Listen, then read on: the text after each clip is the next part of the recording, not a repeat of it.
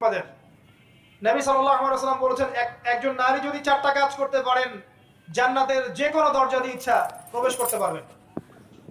1 number 5 ওয়াক্ত নামাজ, 2 number Ramzan মাসে সওম, 3 নাম্বার আপনার লজ্জাস্থানের হেফাজত অর্থাৎ খাস পর্দা, এবং 4 নাম্বার আপনার স্বামীর আনুগত্য।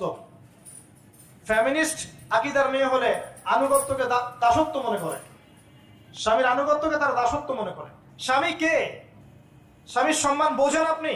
স্বামী কে?